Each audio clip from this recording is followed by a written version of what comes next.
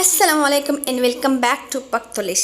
Friends, आज की video में आपके साथ लो पीरियड्स पे बात करने वाली हूँ। आपकी पीरियड्स नॉर्मल से कम आ रहे हैं तो इसको स्कैंटी पीरियड भी कहते हैं, लो पीरियड, लाइट पीरियड भी कहते हैं। आपका पीरियड्स ब्लड कितना लो आ रहा है, कितना कम आ रहा है, कितने दिनों तक आ रहा है या कितने दिनों के लिए आ रहा है, ये आपको पता होगा। मैं इस वीडियो में सिर्फ आपको क्वांटिटी बताऊंगी और साथ ही साथ रीजंस बताऊंगी कि किन रीजंस की वजह से आपका ब्लड कम आता है और क्या ये नॉर्मल है या नहीं नॉर्मल। कुछ कंडीशन में ये नॉर्मल है और कुछ कंडीशन में ये नॉर्मल नहीं है, जिसमें आपको डॉक्टर के पास जाना चाहिए। लेकिन उससे पहले ये जाने कि स्कैंटी पीरियड्स में यानी लो पीरियड्स में क्या होता है। आपको स्पॉटिंग होती है, कोई भी फ्लो नहीं होता या स्पॉटिंग ही नहीं होती। आपका ब्लड फ्लो 2 दिन तक होना चाहिए या फिर 2 दिन में आपका एक पेट भरना चाहिए। अगर आपका ब्लड फ्लो 2 दिन से कम है या स्पॉटिंग है, कोई भी केस है, तो इसे स्कैंटी पीरियड कहते हैं। और इसके 8 इंपॉर्टेंट रीजंस हैं, बिग रीजंस हैं,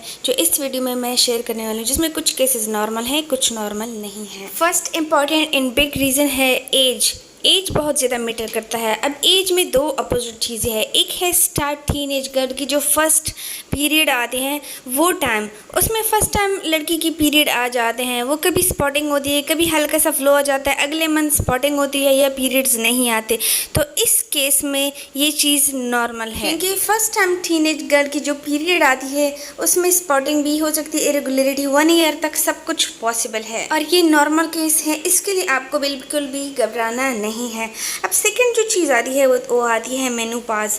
जैसे उम्र रसीदा औरतों में, यानी बड़ी उम्र की औरतें होती हैं, 45 to 50 एज तक होती है। अब बड़ी एज में उनके पीरियड्स खत्म होने वाले होते हैं, उनके पीरियड लाइट हो जाते हैं या सिर्फ स्पॉटिंग होती है या 1-2 दिन के लिए आ जाते हैं। 2 दिन के लिए अगर फुल फ्लो आ रहा है तो नॉर्मल है, अगर उससे कम आ रहा है तो अब नॉर्मल है। लेकिन अगर उनकी एज बड़ी है तो उनके पीरियड्स ख़त्म हो रहा है, अगर उनको स्पॉटिंग आ रही है, लाइट ब्लड आ रहा है, तो ये उनके लिए नॉर्मल केस ही है, क्योंकि ये एज की वजह से उनके पीरियड्स ख़त्म हो रहे हैं। इसके लिए कोई इलाज की ज़रूरत नहीं है। सेकंड जो इम्पॉर्टेंट फैक्टर है वो है स्ट्रेस।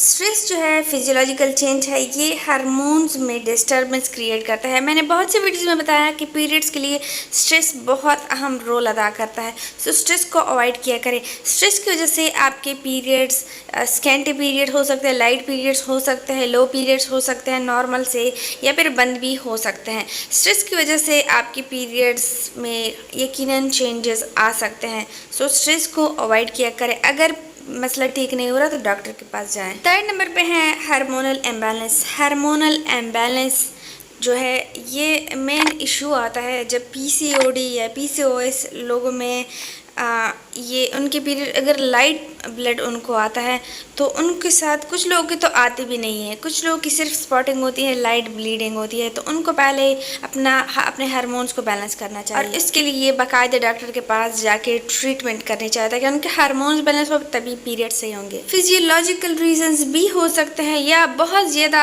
आप डाइट करते हैं, कम खाते हैं, प्रोटीन वाली जितनी आपको कैलोरीज प्रोटीन वाली चीज़ें ज़रूरी होती है आपकी बॉडी के लिए, आप वो यूज़ नहीं करते। और साथ ही साथ जैसे आपको बताया गया था पहले वीडियोस में भी कि एक्सरसाइज करें पीरियड्स के लिए, लेकिन ओवर एक्सरसाइज, कोई भी चीज़ अगर ओवर करते हैं उनके साइड इफ़ेक्ट होते हैं।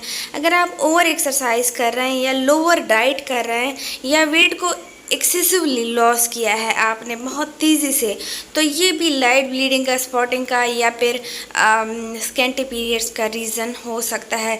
ये स्लोली कंट्रोल होगा। अगर कंट्रोल नहीं हो रहा, होम रेमेडीज़ भी मैंने शेयर किए, कंट्रोल नहीं हो रहा तो आप डॉक्टर के पास जा सकते हैं। मेडिकेशंस भी बिग रीज़न होता है आपके पीरियड्स को लाइट बनाने का, जिसमें हार्मोनल मेडिकेशन भी हो सकता है। कंट्रासेप्टिव पिल जो आप वक्फे के लिए यूज़ करते हैं, इंजेक्शन यूज़ करते हैं, चाहे वक्फे के लिए हो, मोस्टली वक्फे के लिए जो इंजेक्शन यूज़ करते हैं उससे ये मसाइल ज़्यादा होते हैं। 3 मंथ वाले स्लीपिंग पिल्स यूज़ करते हैं, एंटी एंजाइटी मेडिसिन लेते हैं, तो उनसे भी पीरियड्स आपके लो हो सकते हैं। कोई भी ऐसा केस है तो होम रेमेडी से ठीक करें, नहीं तो डॉक्टर के पास जाए। 6 नंबर पे है प्रेगनेंसी ब्लीडिंग। प्रेगनेंसी ब्लीडिंग भी हो सकती है।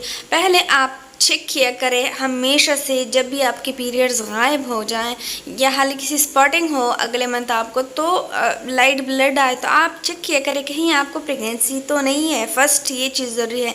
अगर आपको प्रेगनेंसी नहीं है तो सही है, आपके पीरियड्स को आना चाहिए। लेकिन अगर आपकी प्रेगनेंसी है तो ये आहिस्ता ब्लीडिंग स्टॉप हो जाएगी। हमेशा से कुछ ब्रेस्ट फीडिंग मदर्स ये शिकायत करती है कि मैं ब्रेस्ट फीडिंग मदर हूँ, क्या मैं ये ड्रिंक ले सकती हूँ। तो जैसे मैंने होम रेमेडीज़ ड्रिंक शेयर किए थे ना, उनकी बात कर रही हूँ। तो उनके लिए ये मैं कहना चाहती हूँ कि ये मेडिकली नॉर्मल चीज़ है। जब तक आप ब्रेस्ट फीड करती हैं आपके पीरियड्स इरेगुलर हो सकते हैं और ये 100% मेडिकली नॉर्मल है, क्योंकि ब्रेस्ट फीडिंग मॉम्स जो होती है उनमें कुछ हार्मोन्स आपके पीरियड्स को इरेगुलर बनाते हैं। जब आप ब्रेस्ट फीडिंग स्टॉप कर देती है तो आपके हार्मोन्स नॉर्मल हो जाते हैं। सो नॉर्मल चीज़ें, परेशानी की ज़रूरत नहीं है। कुछ डिजीज़ में भी ये केसेस होते हैं कि आपको स्कैंटी पीरियड आते हैं या लाइट पीरियड आते हैं। जैसे थायराइड पेशेंट में, हाइपोथायराइडिज्म में ये मसला कॉमन है कि आपके पीरियड्स स्कैंटी होते हैं या लाइट पीरियड्स होते हैं या गायब हो जाते हैं। सो ये चीज़ बहुत ज़्यादा मैटर करती है। पहले इस चीज़ का इलाज करें, फिर ही आपके पीरियड्स ठीक होंगे अगर इस वजह से है। सेकेंडली, अपना जो ब्लड टेस्ट है वो ज़रूर किया करें। अगर ब्लड डिफिशिएंसी है स्पेशली, उसमें चेक किया करें HB and vitamin D level.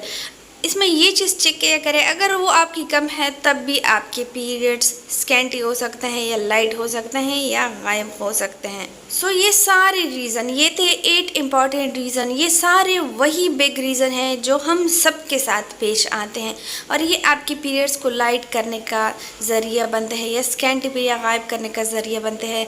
अब हमें जानना ये है कि हमारा मसला जड़ से है क्या, तभी हम अपने मसले को ठीक कर सकते हैं। हमेशा की तरह यही कहूँगी, पहले मसले को जानिए, फिर होम रेमेडीज़ की तरफ जाइए। मैं बहुत से शेयर कर चुकी हूँ। फिर ही अगर उससे भी ठीक नहीं होता तभी मेडिकेशन की तरफ जाएं। फ्रेंड्स, उम्मीद करती हूँ ये वीडियो आपके लिए बहुत हेल्पफुल साबित होगी। अच्छी लगी हो तो लाइक ज़रूर कीजिए। इजाज़त चाहती हूँ। अल्लाह हाफिज़।